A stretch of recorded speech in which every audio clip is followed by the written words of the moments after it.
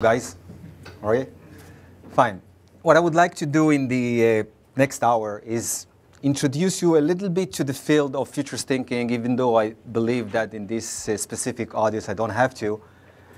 But the most important thing I would like to do is to introduce you to the historical context that we are all put at the beginning of the 21st century in order to understand a little bit, try to understand at least, the challenges that are ahead of the Jewish people in general, and of course, to the Zionist movement very specifically. So what I would like to start with is really a very brief presentation, a very brief introduction to the field, because I'm going to speak about some major trends that are going to shape our history in the 21st century. And I don't want you to stay with the impression that I'm speaking from a guts or something like that. We are speaking from a very sound scientific discipline that unfortunately not everyone has already heard about it. So what I would like to touch upon is the following two questions. The first is if there is any way to a little bit foresee the future of Israel and specifically the world during the 21st century. It's not an easy question to address, but I would like to touch upon it because it's very important. Just think about 120 years ago, if somebody could have come and somehow introduce a methodology with which he or she could have imagined what would happen in the 20th century in our history. So this is what I'm very much interested in. And of course, what I'm very much interested in is try to see whether we can deduct from those mega trends we're speaking about the challenges that are ahead of us, specifically in Israel and more, generally speaking, as a peoplehood all over the world. So I'm going to divide my presentation into two parts. The first part would be trying to give you a perspective to our time. Okay, I'll take you back, millennia, and then I'll shoot you into the future about a century ahead, which is not an easy thing to do, but I'll try to do it from a bird's eye as much as possible in my time. And then I'm going to discuss two major challenges that are ahead of us, that are being reflected from the mega trends I'm going to discuss a little bit. Okay, so a little bit about future studies. I'm aware of tens of methodologies with which we're trying to figure out the trends. The basic assumption in future studies is that there is logic within systems. Nothing is chaotic. Even chaos, we know nowadays that it's an order of a higher order. Just for this very simple phrase, somebody received the Nobel Prize in the 80s. So the basic assumption is that there is logic behind systems, and we are trying to figure out that logic. Whenever we stumble upon a logic or just a pattern or whatever, something like that, we tend to put it on some models, and we tend to give those models what we call reliability. And with those models, we are trying to figure out the next stage or the next step of phase of a system. This is basically what we call future studies. Okay? The problem is that we are all futurists, whether we are aware of it or not. And the most critical issue is that we tend to use, most of the time, one methodology. Either being aware of it or not, that's what we're doing, which is what we call a linear extrapolation. Which means when we are here at the present and we want to a little bit understand the trend, we tend to go to the past, try to understand or gather data as much as possible, and try to figure out what we call the vector, and we extrapolate the vector. As far as we know statistically, this methodology, at best, is about its reliability is about 30%. Now, 30% is not nothing. The problem is that when you are aware of its reliability, that it's at best 30%, and you continue using it, that's the problem. Because really 30% is nothing. And you'll see, I'll show you later on, I have gathered tons of studies that were done in the last century about the Jewish people, and all of them have missed miserably the future, okay? Miserably. It was fascinating to discover. So I was speaking about, using a methodology that will at least double the reliability of linear extrapolation, okay?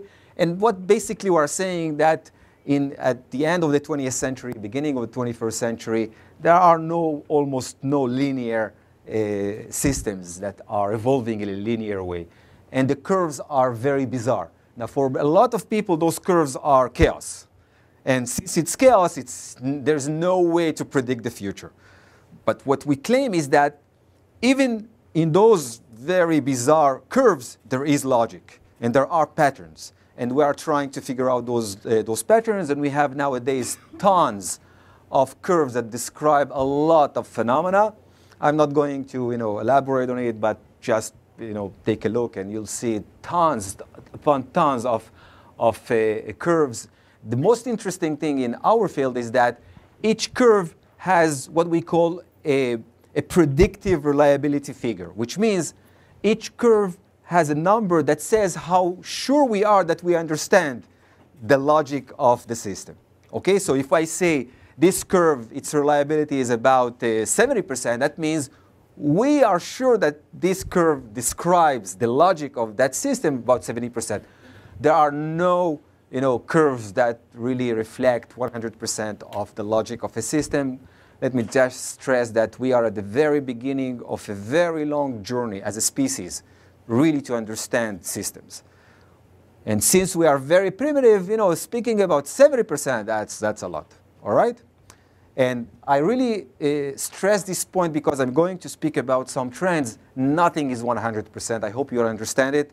At best, what I'm going to show you is its reliability is about 80%, which is not 100%, but still, if we won't take it into consideration, that's not so good.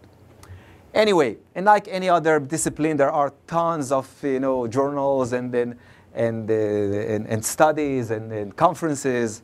I hope you got it.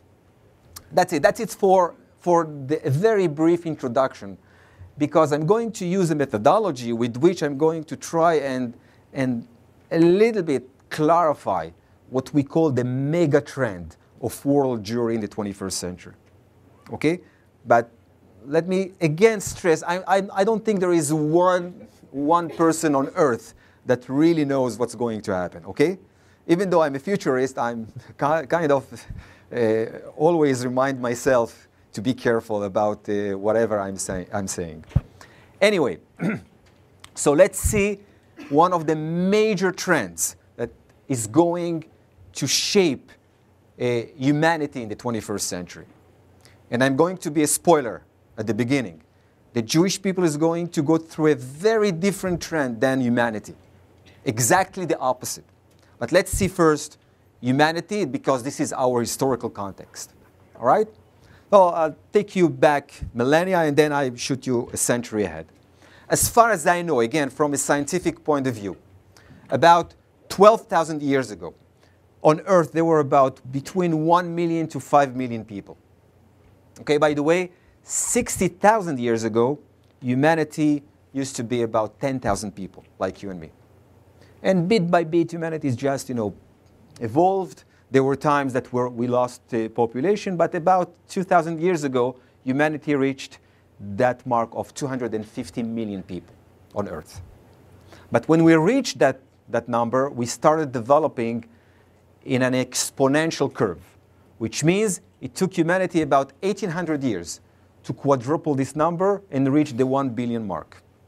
But when we reached the 1 billion mark, are you with me there? Because I don't have the extension to go over there. Anyway, but when we reached the 1 billion mark, we started really going amok as a species. Take a look what happened. In a matter of about 130 years, we doubled to 2 billion people on Earth. And then in a matter of only 30 years, another billion, 3 billion people. And another 15 years, another billion. For another 12 years only. And You see the curve. The curve is what we call really an exponential curve. Now, bear with me here. Whenever we stumble upon such a curve in any system, be it an ecological system, an economic system, doesn't matter. We know there is no natural system that develops in such a curve that can continue growing. There is no such a thing in nature. Always one of the following two things happens. Either something happens here and the whole system collapses, or something happens here and the curve takes a different path, and what remains to study is not whether something is going to happen, but what and when. All right? So let's speak a little bit what and when.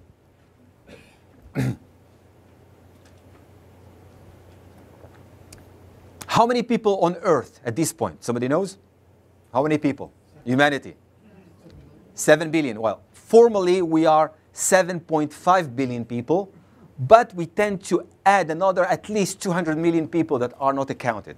Nobody knows where they are. Okay? Each nation calls them something else. In the States, they are called undocumented. Now they're going back illegal. Okay? And in China, they are called floating populations. Very interesting terminology in this issue. It's a very important number because those 200 million people tend to always bring havoc to societies, from ethnic collisions and economic issues, etc., etc. I'm not going to discuss it. When we try to figure out the future conflicts, it's a very important variable that we take into account.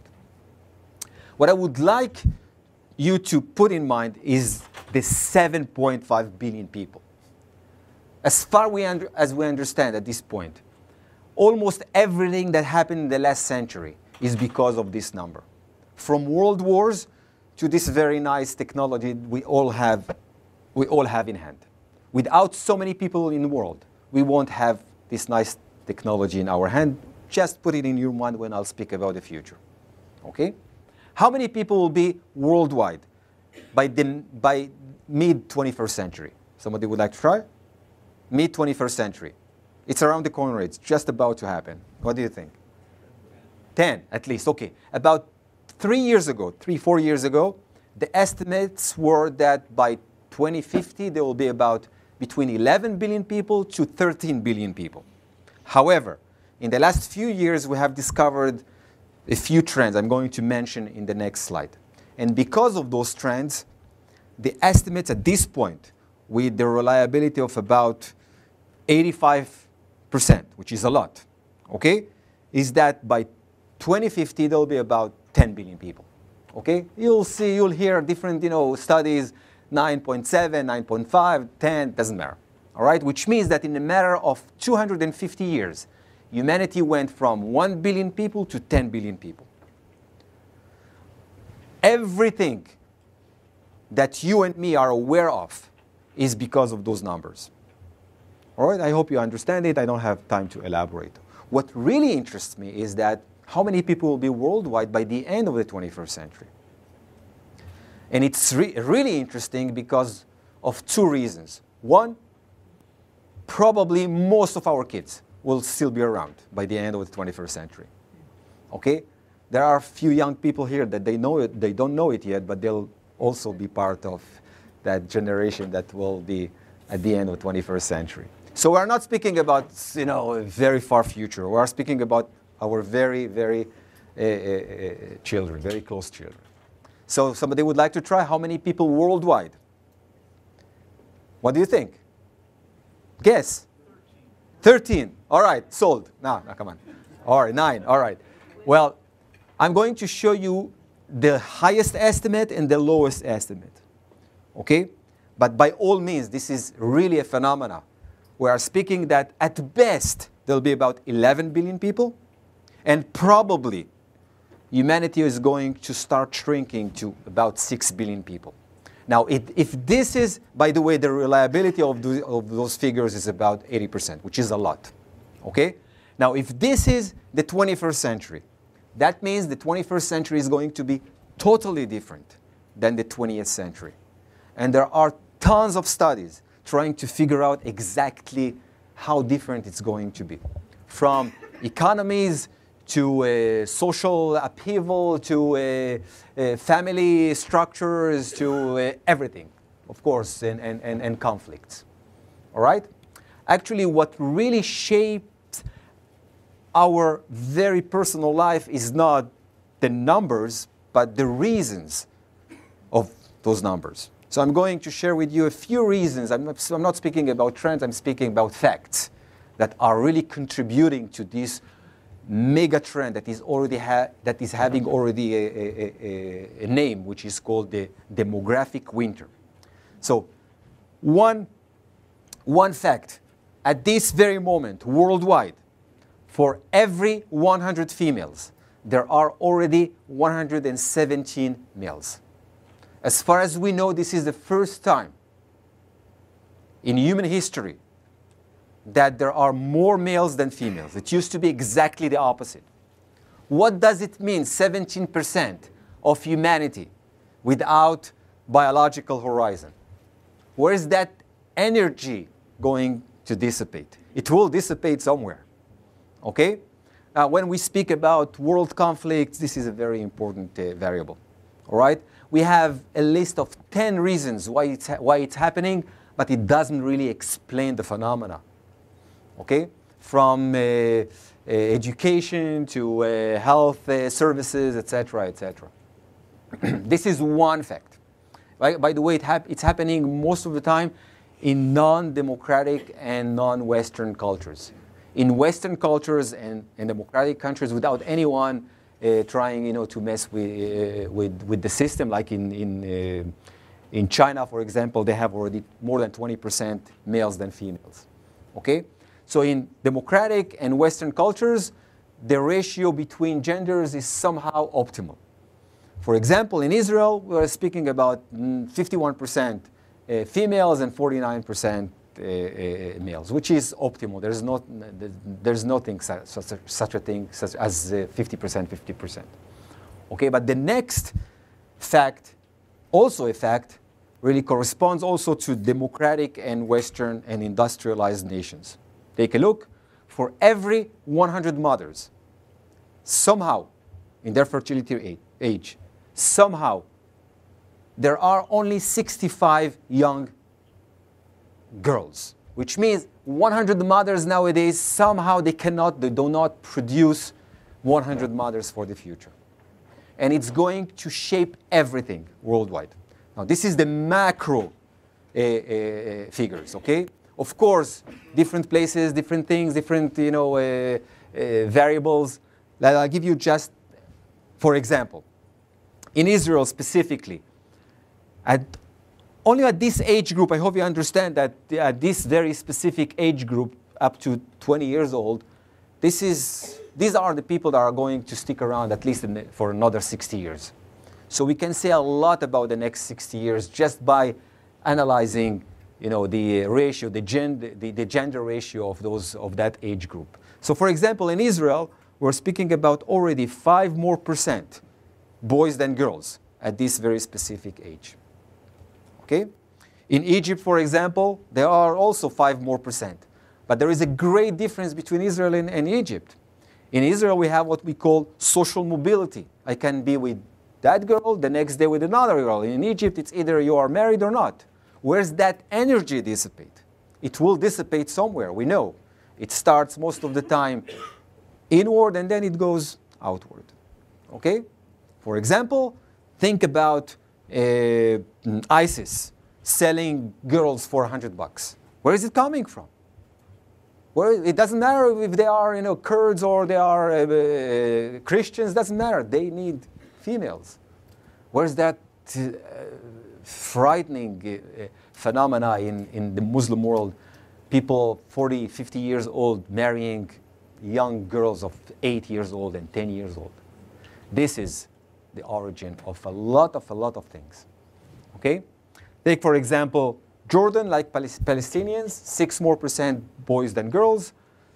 Syria, and take a look at Saudi Arabia, that already 20% more boys than girls at just that very specific age. And the reason is technology. A very simple technology has already shaped your very personal life. Which technology? Someone would like to try? What?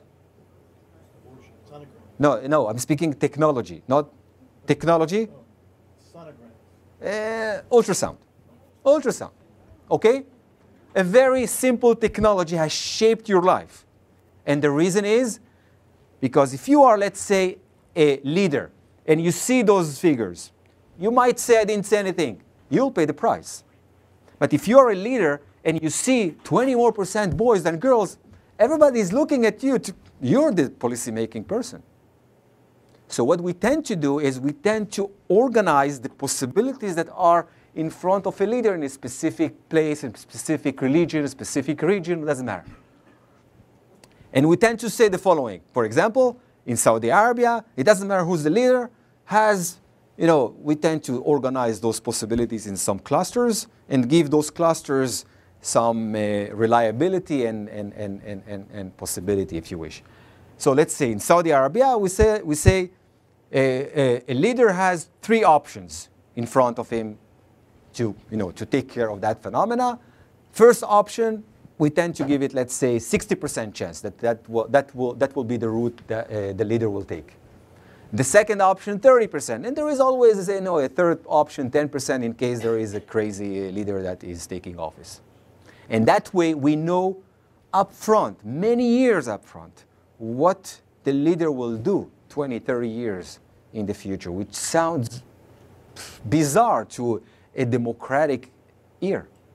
But this is how we tend to work. We knew what the Saudis will do, and that's what they did, and they brought havoc to the world. Somebody knows what they did? Somebody knows? There you go. It's called madrasas. These are religious schools geared mostly for boys. For girls too, but mostly for boys. And the reason is that because more than 20% of those boys will not have a mate in their lifetime. It's a frightening energy, specifically in that region. So what do? Establish universities for those kids, having them, educated. That's much more frightening. So the only option they had about 30, 40 years ago, now they are awakening to see it's an outcome. The only option was to pour billions of dollars to those kind of schools and ask the qadis or the rabbis, if you wish, to take care of that energy, bring down that energy as much as possible. The outcome of that of those madrasas, is fundamentalism, and the outcome of fundamentalism is what? Terror. And here you have a different view how to see terrorism, okay? And I'm stressing it because, most of us tend to scratch the surface of things and discuss things, how we should act, etc. In future studies, we try to go as deep as possible. And we know that as a species, as a consciousness at this point in our evolution, we are really barely scratching, just few layers of what's really happening. But if we really want to act and to be and to influence systems, we have to scratch as much as possible, deeper as much as possible. Okay, I hope you got it. Take a look at a very different variable, which is called the fertility rate.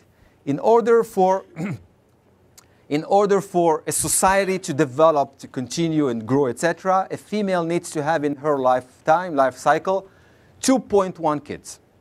More than that, everything is growing. Less than that, everything is shrinking. Yeah, the 0.1 is crucial. I don't know how you do it, but it's crucial. So take a look at, at the world. And then I'll be speaking about Israel. All right? Take a look. In the 50s, 2-3 kids on average. China, 6 kids. They panic. They do what they do, and they destroy their prospects of the 21st century. I love those people that say China is the future, China is the great power of the 21st century, and I always say, come on, guys, be careful. Don't do a linear extrapolation. And they always kind of say, where are you coming from? Is it? Take a look. Take, for example, the next number. For example, in about 20, 25 years from now, in China, there will be about 40% of the Chinese people 65 years and older, without any social net. They don't have nothing, okay? With one child. And that child is our slave nowadays, all right? Now think about what would happen when that child will see their parents, in a very bad situation. Now, the government will be able to take care of what? 500 million people on the shores. What about the inland? Another billion people. They won't be able to, to organize new social nets, etc., etc. And they will ask those kids to go and take care of their parents. So it's not so easy, it's so obvious to say that China is the next superpower. Be careful. If there is something you can take from this presentation is be careful of doing linear extrapolations. All right? You see nowadays, almost all the nations that I was able to put in this slide are behind the fertility rate, or the replacement rate, it's called. In the 2050s, almost all of them are barely recovering. There are some nations that are awakening to see that for the last 50 years, all the experts were telling us that the most difficult problem of humanity, the beginning of the 21st century, will be what? Overpopulation. And actually, the reality is exactly the opposite. Okay? Take a look at the end of the 21st century, barely people are recovering. And this is what we call the demographic winter of humanity in the 21st century. It's going to shape everything, from technologies that are going to develop, services, and world conflicts. Let's see now what's happening specifically in the Middle East, and then we'll speak about Israel, and you'll see that Israel is a very different phenomena, exactly the opposite. Not only Israel, but the Jewish people. You see, in the 50s, on average, 6, 7 kids all over the Arab world. And they develop a narrative that with their womb, they'll be able to overcome almost everything. What happened is exactly the opposite. They have, brought havoc to their system. Really, it's always fascinating for me to think about it. Mubarak, from 30 million people to 90 million people, without any infrastructures, without education, without industry, what did he think? And of course, everything is imploding from within. Nowadays, 2, 3 kids on average in the Arab world. By 2050s, almost everybody behind the replacement rate. And even at the end of the 21st century. Now, this is what we call a mega trend that is going to shape almost everything. There are good things and bad things. Okay, I'm not going to discuss, because one of the issues, for example, if you take a look at Iran, you see there used to be about 7 kids. Now there are less than 1.6 kids. Now, this is not a good thing, because it's frightening. And when as a culture you are frightened, then you tend to look for something to protect you. And this is one reason, only one reason, they are looking for a bomb. Okay? And because they are really frightened, you know that the Iranians are Shiites. And there are about 16% of the Arab world that are Shiites and about 80% Sunnis. And they are in panic from the Sunnis. So they're looking for something to protect them, and this is just another way to take a look at things. Okay, let's see then Israel. Okay, let's take a very large perspective from a bird's eye as much as possible in the next few minutes. How many people, by the way, if you really want to a little bit elaborate of what I'm speaking about, this is one book, she didn't mention it. This book was published in English in 2013. what I did in this book is a methodology which is called the retrospection. I said to myself, if I were in 1910, and I had a methodology that could have assured me to foresee at least 60% of what happened between 1910 to 1948. 60%. I said to myself, I'll take that methodology. I'm at the beginning of the 21st century. I'll work with that methodology, see what I can deduct from it. Okay, remember, 1910, there was no one leader worldwide that didn't say that the 20th century is the century of globalization, of world peace. Think about that if somebody came in 1910 and said, I have a methodology, its reliability is about 60%, and it indicates that in a few years there's going to be a horrible war. It will be marked in human history as World War I. How many people died in World War I? How many? A lot, yeah. That's a very Jewish answer. You're right. It depends who you're asking. That's how it works. Between 17 million people to 30 million people. Okay? Now think if somebody came in 1910 and said, I have a methodology that indicates that 10 years from now, just a decade from now, world powers are going to dissipate. The Ottomans, the Brits. 20 years later, another horrible war. How many people died in World War II? A lot. Yeah, that's a good one, no? 70 million people. 2/3 civilians. Horrible. Everybody massacred everybody else. And everybody massacred us. That's another issue. Okay? So I said to myself, if I had a methodology that would have assured me 60%, I'll take it. I don't know if I'll be able to, to rescue somebody, okay? That's another issue. But at least a little bit understand the mega trends. And we are at the beginning of the 21st century. If we will be able to say something intelligent about the 21st century and act upon it now, that'll be great. That's what makes us, intelligent species. So, as I said, I was trying to see if somebody could have imagined Jewish history of the 20th century, and I have collected tons of studies. Everybody was really missing the point. Nowadays, I know the reason. The reason is that most of the people that try to figure out the Jewish history used either, consciously or not, linear extrapolation.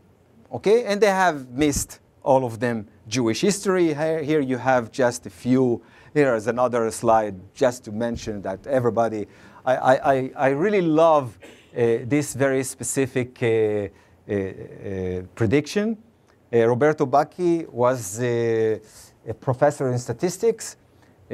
Ben-Gurion, before he established his estate, he asked him one day to conduct a study for him and try to figure out how many people can live in a state of Israel. It was 1948, for 1947 actually.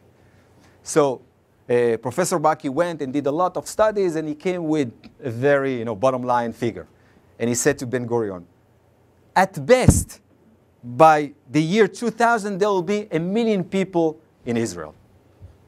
With a recommendation, by the way, to postpone the declaration of the state of Israel.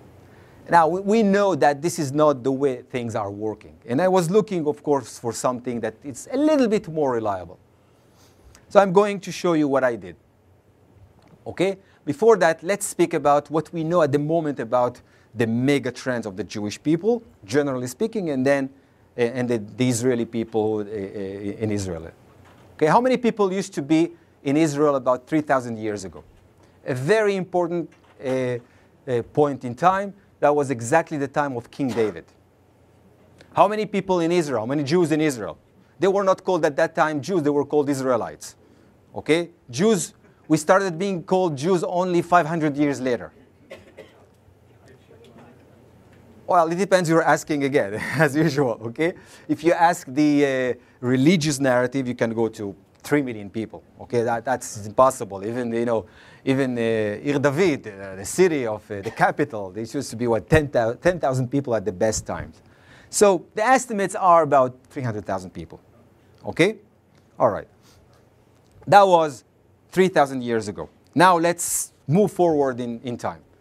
Now, how many people worldwide, how many Jews worldwide used to be 700 years ago?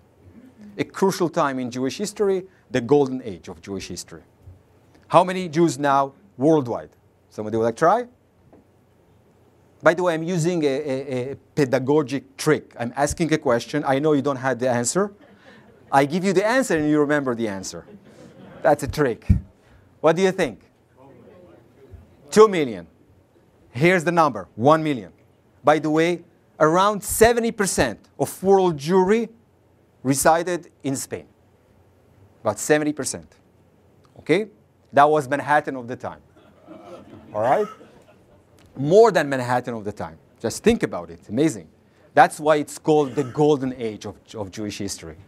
And then about 500 years ago, there was the Spanish expulsion. About 50% of those 70% went out.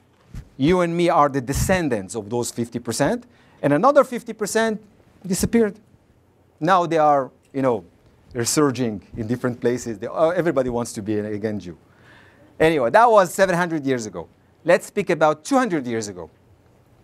Somebody would like to try? How many Jews worldwide? You are afraid now to guess. That's nice. That's nice. 2.5 million. Good. Somebody else? 7 million. 5 million sold. No. 3 million Jews worldwide. Yeah. And then something unusual happens. In a matter of 140 years, how many Jews were before World War II? 18. Here, great. Now listen to this. From here to here, world population went from 1 billion people to 3 billion people. By the way, out of those 18 million people, 12 million were in Europe, including Turkey. All right? From here to here, European population went from 200 million people to 500 million people. And world Jewry went from 3 million to 18 million. And there are a lot of reasons I'm not going to discuss it. This is amazing. Now I'm going to say something frightening. Think about 1935. The numbers are clear. It's not anymore predictions. Okay? Now I don't think there could have been a futurist that could have imagined a reaction against this growth as the Holocaust. That's too hard to imagine. But imagining a reaction against this growth as pogroms, that was not new. And what a reaction we received. What a reaction. And you are all familiar with the slogans of the Nazis. Okay, you are all familiar with that video clip of mice that are reproducing. This is it. And we go through a horrible crisis.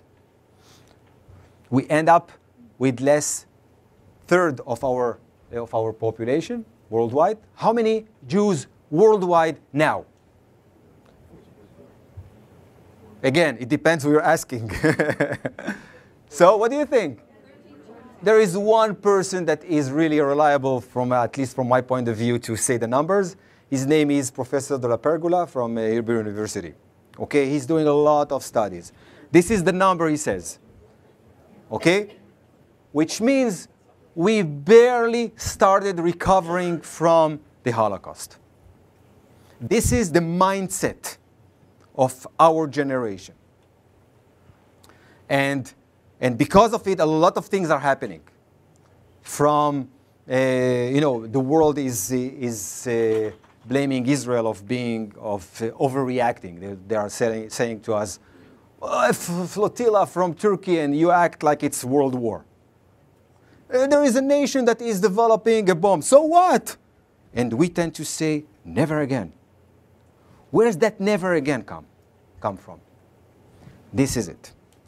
This is it. If you really want to see how heavy it is on our subconsciousness, remember the following two figures.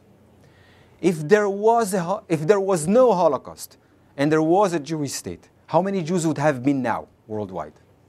If there was no Holocaust and a Jewish state. Professor Anita Shapira from Tel Aviv University, she speaks about 34 million Jews. Look how heavy it is on our subconsciousness. Another figure. If there was a Holocaust and there was no Jewish state, how many Jews would have been now?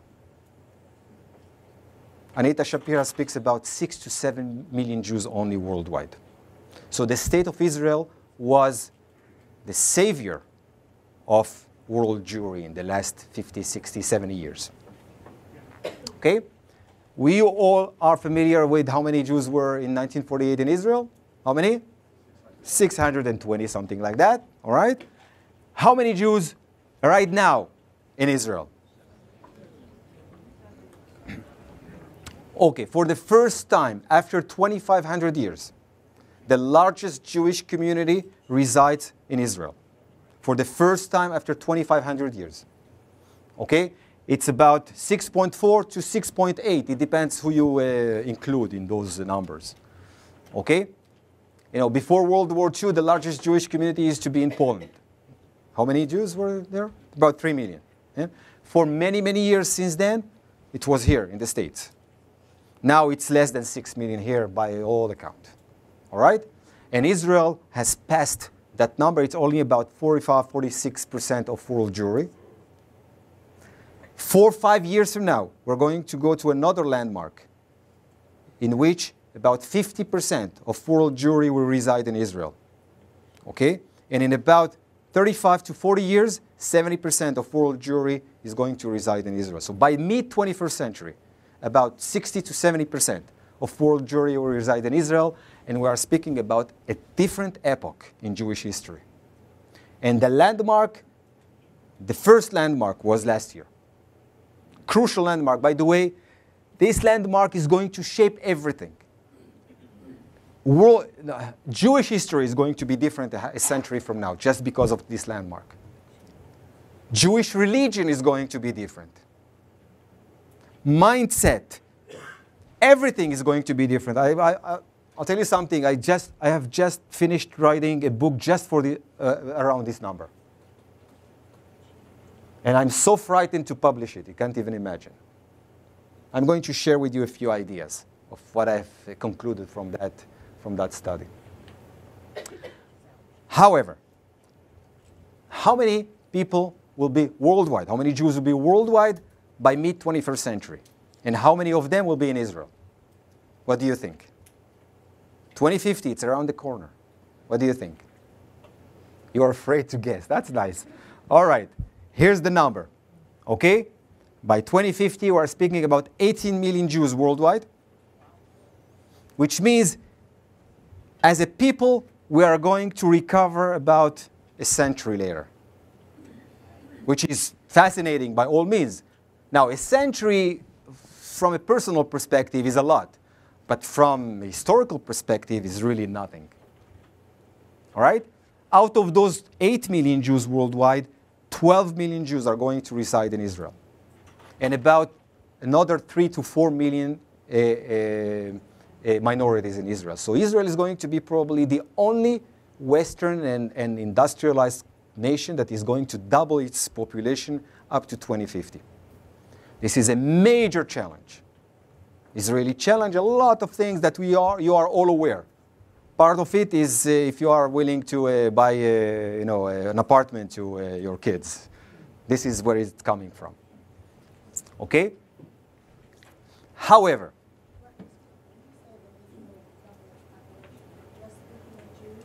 no, I said total.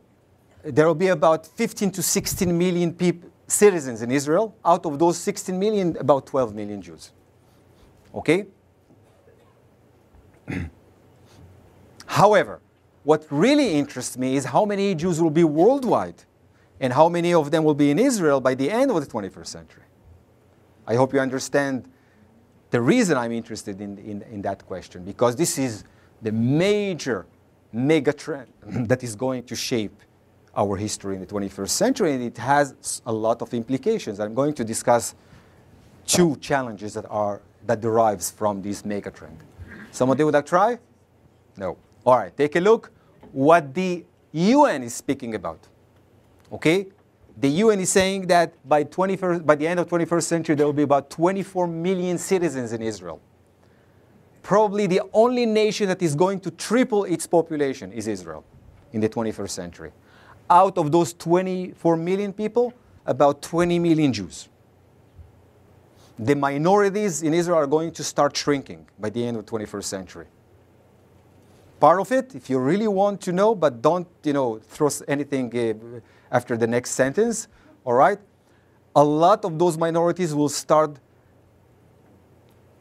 converting to Judaism, which sounds far-fetched, saying it at the beginning of the 21st century. But this is a natural system. The natural system is that after 2 or 3 generations as minorities, you want to be part of the majority. That's what's happening all over the world. No, Sephardim, don't worry about that. Go ahead. You keep on saying Israel, but you haven't defined what you mean by Israel. Citizenships. Citizens. So Gaza and the West Bank are where? Are out of the equation at this point. All right? I mean, we're speaking about citizens. It doesn't matter with the Gaza, without Gaza, or it doesn't matter. We're speaking about citizens. Now, you're right. Your gut feeling says that this is frightening because it's too packed. Now, if you want, I can discuss the challenges and the pressures that are going to have to come up somehow at the end of the 21st century because of that. Go ahead.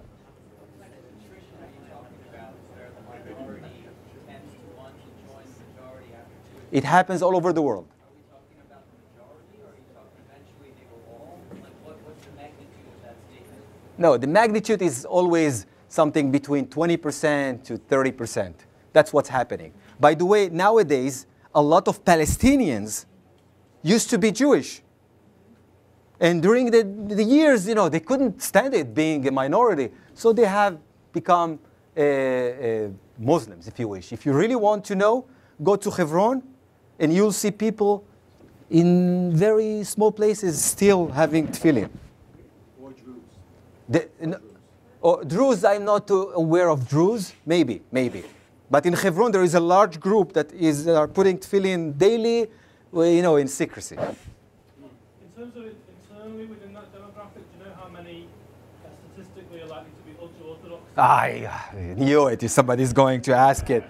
I knew it. All right. Well, let me tell you the following. As far as I understand from Jewish history, most of the time in Jewish history, the majority was what we call nowadays non-observant. Okay, every time they used to be called something else. Only the minority was what we call nowadays Orthodox.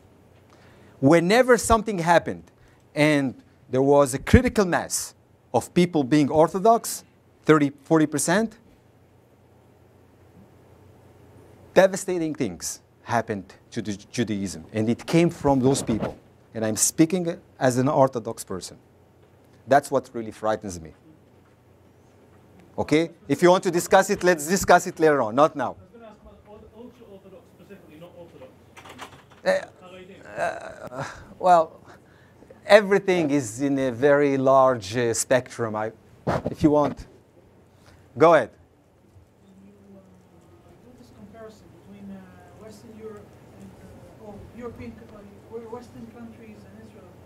Not necessarily the countries that are mentioned here, but you take into consideration the mass immigration of Muslims to Western Europe, how it changes also the population. Wait and see what the Europeans will do. I'm the last one on earth that believes that the Europeans will stay calm as they look like today. It's a natural reaction against, growth of minorities. Not only Inquisition, everything. Everything. All over. In France, it used to be time after time after time. In England, time after time after time. What we remember is only the Nazis. But during centuries, it was different places. Right now we're seeing a trend, like in the 60s, a generation of my parents, they did whatever they liked, and now we are in a time that we've gone towards religious extremism. Whatever religion there is on earth, do you think that trend will, especially you see it among Christians and Muslims, going to very far extremes? Do you think that trend will change again towards what we had in the 50s and 60s? If I have learned something from future studies, is never do linear extrapolation. Never. In your personal life, and of course in social and economic issues. Curves are very bizarre. They go up and down and left and right, and we tend always to be surprised. Let's not be surprised, at least, okay? Unfortunately, I don't have time. I'd like for Professor Passig to finish his presentation, and then if we have time for some more questions, we will take them, okay? This is just the first question. I love it. So Jewish, amazing.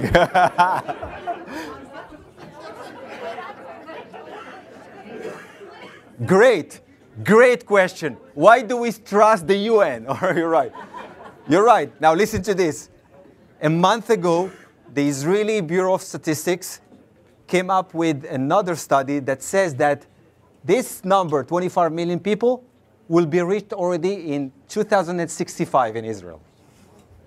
Much earlier than the UN thinks. By the way, this is a fascinating chart. This is a UN chart, not mine. Look at the nations that try to, eliminate us. Okay, and take a look at Israel. Now, let me clear up this. It's not only a very large population; it's only a very young population. So, what I would like to stress then is, what are the great challenges that are ahead of us in this context? Okay, as far as I understand, the most creative idea of the Jewish people in the last 120 years is what? Zionism. Okay? And if I may describe it in a nutshell, people said, okay, for 2 millennia we were praying and then being slaughtered. Okay?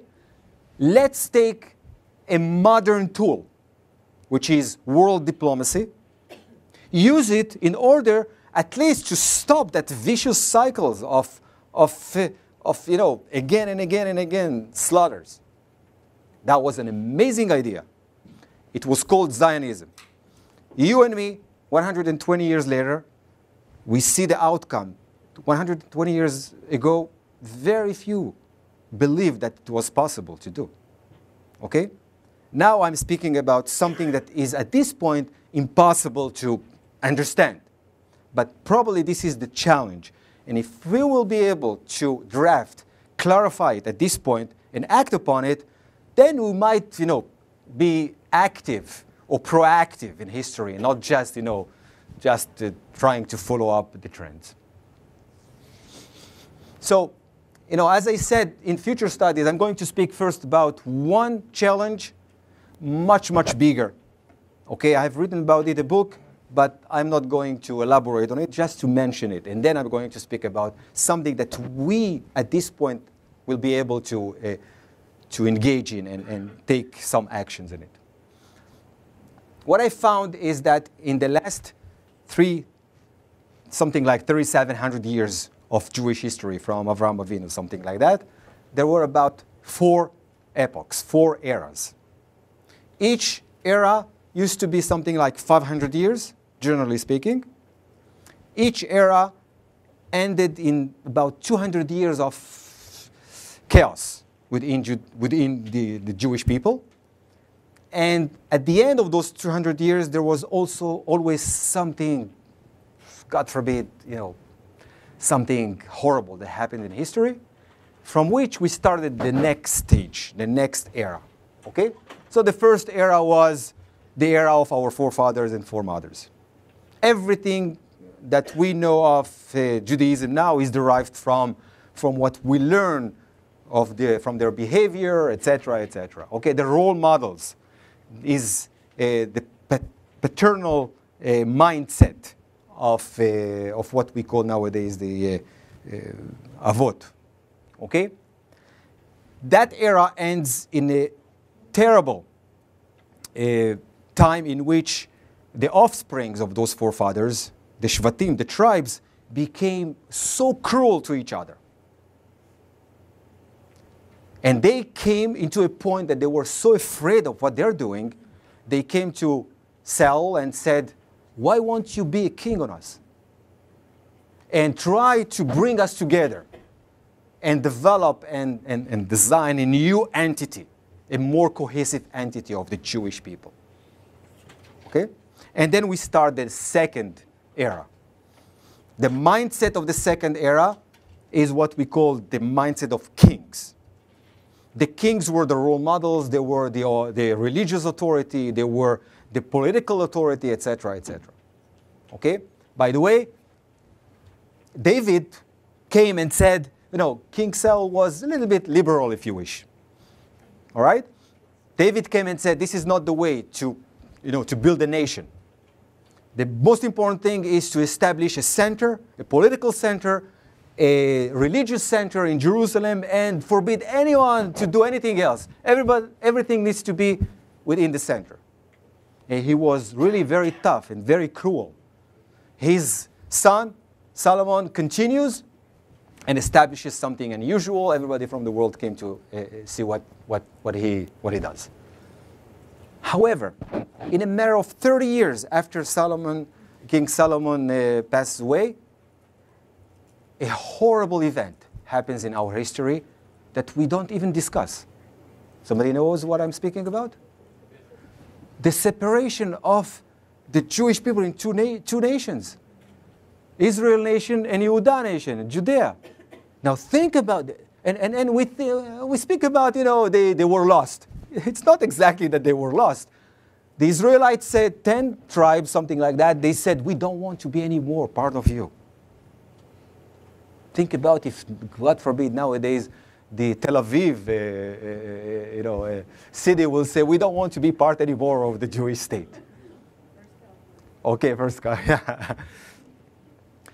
And then we separate, they disappear, and in a matter of another 300 years, kings slaughtered each other and horrible things until about the Jeremiah epoch, in which he says there is no way to recover from this mindset of kings.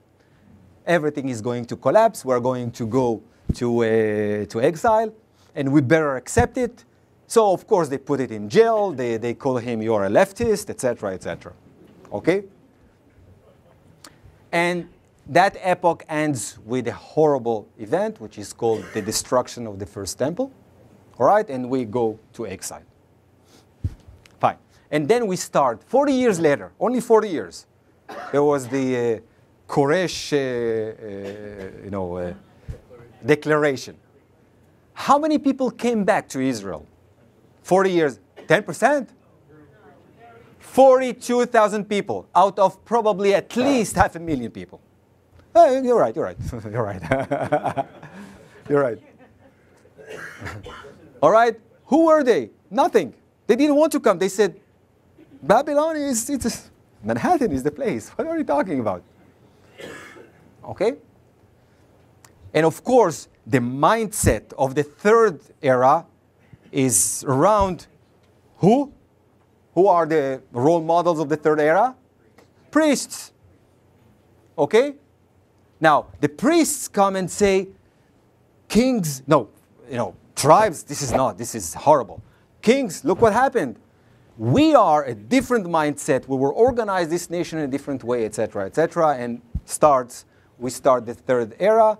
I don't have to remind you what happens, all the discussions within the Jewish people. This era also ends in a horrible event. the destruction of the Second Temple, some let's say, outcomes that we suffered from up to now. You know, a new religion emerged from within Judaism, and all because of, you know, what happened at that era. And we start the fourth era. The fourth era took about 1,800 years. And we are at the end of those 200 years of a lot of things that are happening within our you know, history.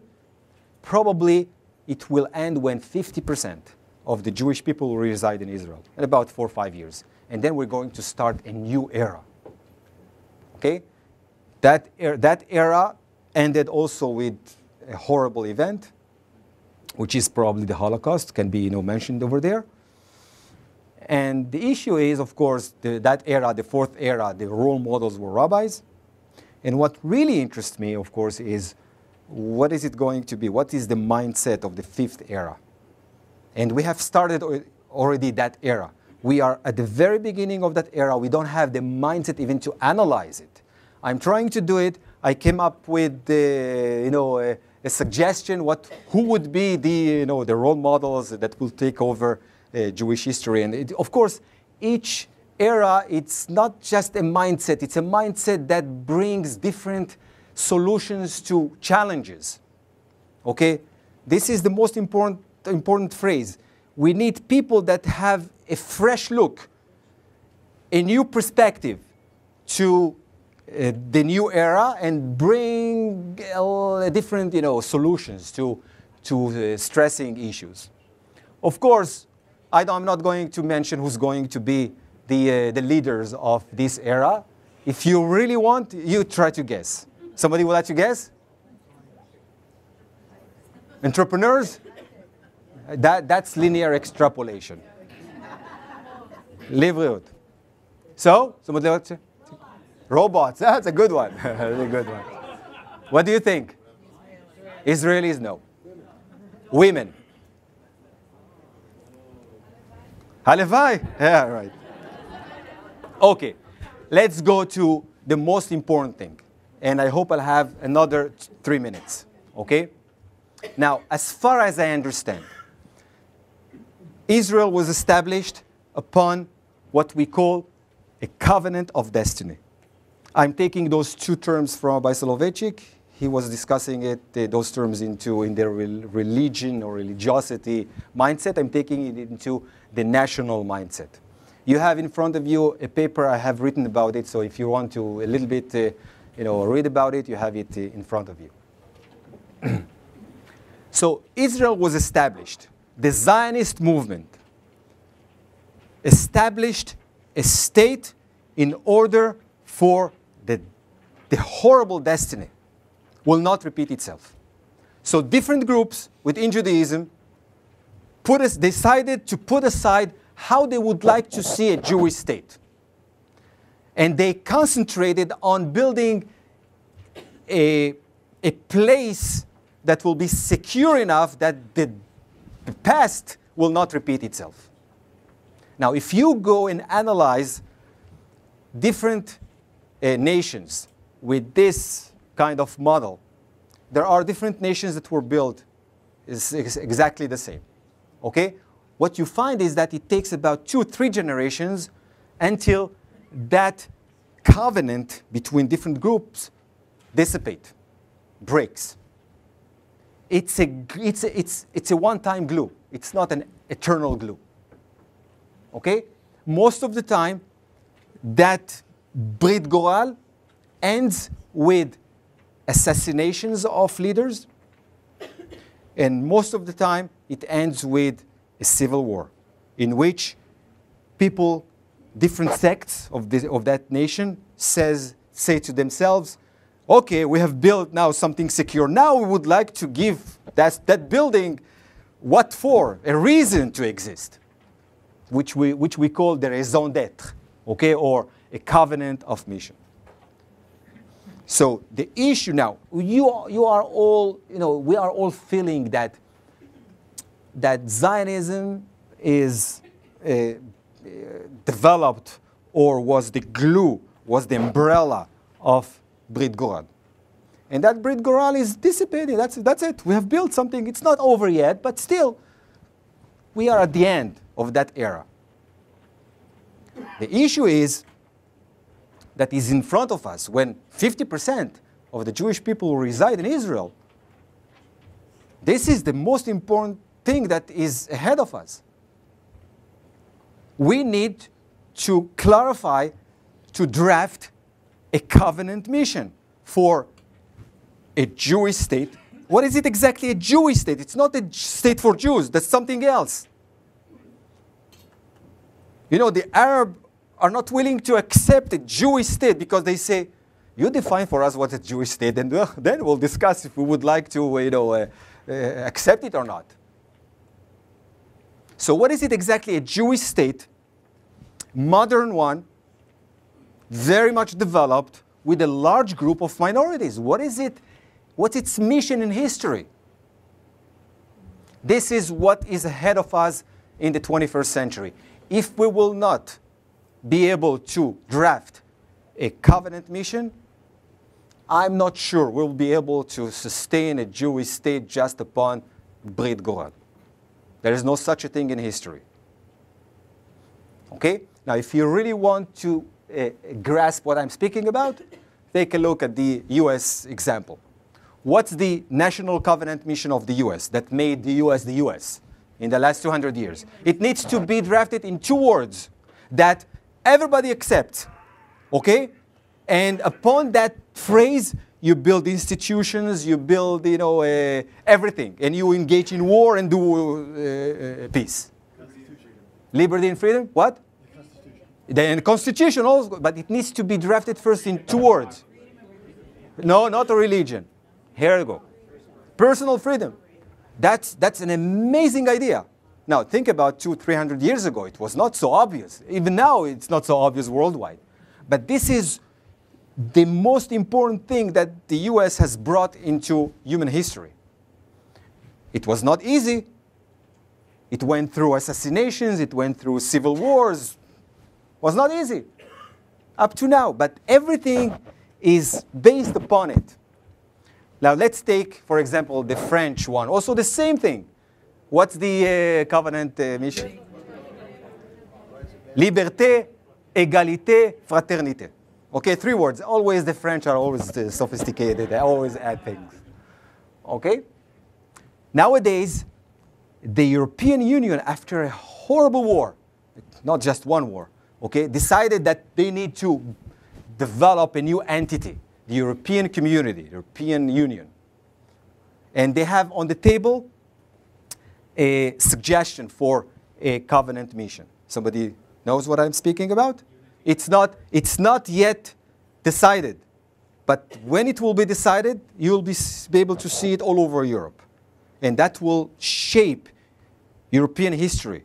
They will be able to develop their constitution. They will be able to engage in wars, etc., etc. This is what's on the table at the moment. So unity in diversity. There are some philosophers that say it's too tricky, it's not so clear.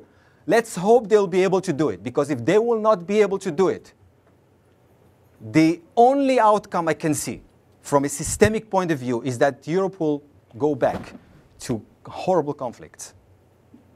Okay, and you can see even some hints here and there. All right? So I'm speaking about what could be a phrase that will bring together not only the different denominations in the Jewish people worldwide, but also minorities. And it needs to be drafted in 2 words. Impossible. Impossible. Think about Zionism. Impossible. Now, I believe that whether we like it or not, our kids are going to do it. This is a natural procedure for any entity to evolve. The problem is whether we are going to help them or not. I believe we are able to do something. We believe this is the time, 100 years after Zionism, to start thinking, bringing together the different perspective within Judaism, and not only within Judaism, to think about it, discuss it, fight, and then draft something and engage in establishing a raison d'etre for the Jewish people worldwide and in Israel. Okay? Nowadays, we are totally confused. People still stick to what Zionism is. It's not exactly viable or vital as it used to be. Because, well, there's a state. That's it. We still have some challenges. I'm not saying that it's over yet. Still, but we are in the transition time. All right? So I was, for many, many, many years, I was trying to figure out what could have been, what kind of a phrase we can generate in our generation. It needs to be, let me stress a very important thing here. It needs to be so creative, so unique, so new, that not only it will bring together the different parties within the Jewish people and some minorities in Israel, but will resonate outside of the Jewish people, and they will say, oh, this is something new. This is something unique. This is your contribution to human history. It's not an easy task, but I believe that after about 3,700 years, we came to a point in which we have to do it. I believe our kids will be able to do it. It depends if we will facilitate that process. In the beginning of the 21st century, I think that our goal is to start facilitating that process of debating what is it exactly the raison d'etre of a Jewish people, with a nation in the 21st century, with a large group of minorities. What is it exactly? Our reason. Otherwise, our kids will say, a religious state? Brooklyn is better. Or a startup nation? Come on, Silicon Valley is much better, etc., etc. It needs to be so clear and simple. It's not easy to do, but it needs to resonate within and without, inward and outward. And I've been, trying a lot. I'm going just, to mention it. I don't have the time to elaborate. As I said, I have written a book about it, and I'm afraid to publish it. Okay. Here's one. Startup Nation, come on. Everybody's speaking right now about it, but this is not a genuine one. I've spent many, many, many years in Silicon Valley. Believe me, it's much better there. At least the same thing in Israel. But it's not exactly the same thing. So is this something that we can build a nation upon it? It's not genuine enough. Maybe it's genuine for 2 decades. C'est tout. We need something that will hold the nation for at least 3, 4, 5 centuries. I have a suggestion. I'm going just to mention it. Actually, what I'm doing is I'm upgrading the, if you wish, the US raison d'etre, which is personal freedom. I'm speaking about procedural freedom. And we are built exactly upon it. What I found is that within our traditions, within the Bible, within a lot of scholarships during the centuries, something resonates from it. There is something very unique in our way of thinking about society. We can draft it, we can clarify it, and we need to bring it into fruition in different institutions, etc., which is the most difficult thing. Okay? Take a look. I don't have time to elaborate. It's only one suggestion. What I'm trying to say here is that this is a challenge that the World Zionist Organization, and specifically the American one, can take upon itself. It's not anymore to have Aliyah. Aliyah will be without us. Collecting money, well, it's another issue, all right? But we need to engage. Think about the first Zionist Congress. What did they do there? Screaming and yelling. Exactly. If we will scream and yell now about something and everybody will, stretch it to a different direction, this is it what we need. And we can do it. I believe we have to do it. I believe our kids in any case will do it. I'm afraid that if we will not engage in it right now, then we will have to go through the systemic procedure, which is assassinations and civil wars. At least we need to learn from history. And we can learn from history. Now, I'm not afraid from civil wars. I know this is the natural process of developing such a thing in nations. But we can bring the flames down as much as possible. This is the challenge I believe is ahead of us. I don't think we have the mindset to do that creation now, but we need to start generate those discussions in different parties, in different settings, with different groups. And we can do it if we'll do it institutionally. It's not, chaotic, in a chaotic way. Because chaotically, it will happen. Our kids will do it. If you go now to different military settings in Israel, you'll see people are discussing it, but they don't have the exact language. But it's happening already.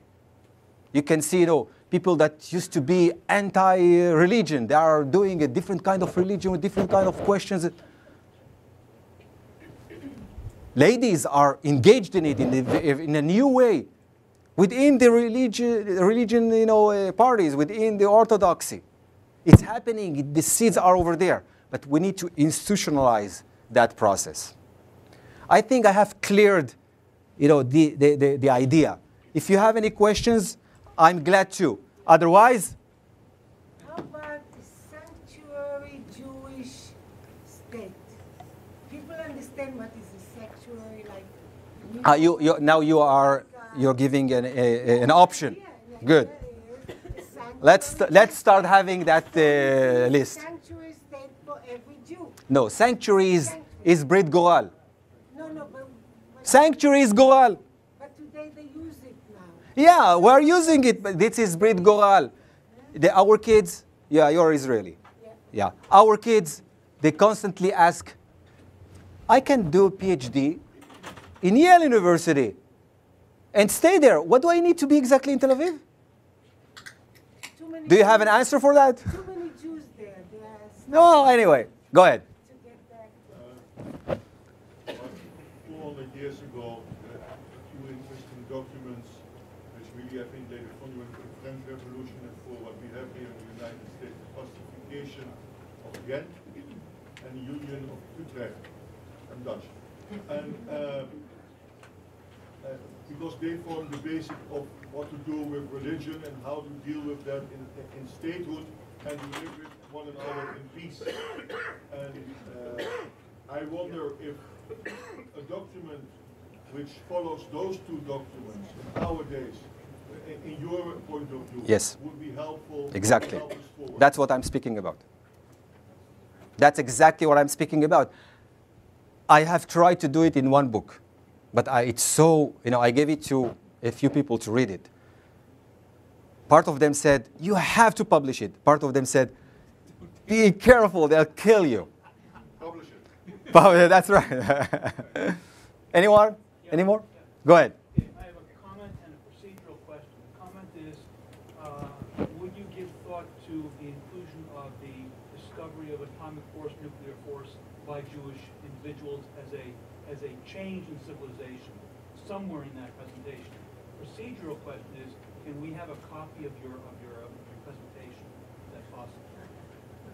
I think I gave a copy already. By the way, in my website, there are different variations. This is a very short variation of my presentation. There are Yeah. presentations on the table, and if anybody wants one And, and you have a paper I have written, a paper that, oh, it's here. Well, regarding the nuclear bomb, Not bomb. Nuclear science, the unlocking of that knowledge. Not bomb. I didn't give a thought about it, but probably there is some linkage to what's happening, but that's too deep for me at this point to think about it. Anyone else? Go ahead. we have time for one more. I think that's One more? it. Okay, go ahead. I'll ask. Thank you for your wonderful talk. You spoke about a need for a national covenant. And when I think about Israel and Zionism, consider the fact that there are those in Israel right now, and there are also people. Would you repeat it? There are people in Israel. Stand up, can't hear you. You're in trouble. You think it's easy? So you spoke about a need for a national covenant mission. And when I think about the future of Israel and what Israel will mean to me, I also consider that Israel means a lot of different things to a lot of different people internationally. And specifically, I'm thinking about diaspora Jewry and those in Israel right now. I think of examples like Women of the Wall, where there's a lot of diaspora people voicing their opinions about what's happening in Israel today, and how that actually is a big disagreement that to what degree should the diaspora Jewry be impacting that national covenant mission for what should happen in Israel. When I was speaking about, So when that conversation is happening, to what degree should we expect diaspora Jewry to be involved? it's crucial that world jury will be involved. Crucial. Otherwise, the separation and the gap between the Israeli Jewish people will continue, how should I say it? Widen. Okay? It's not an easy thing to say, because a century from now, a third of the Jewish people will be worldwide, and 2/3 in Israel. Okay, which is, it's not an easy thing to say. We need everybody to be inside, because everybody can contribute. Everybody. Those that will exclude themselves from this process, actually they said out loud that they are excluded from the Jewish people. So we need to bring everybody. Thank you very much, guys.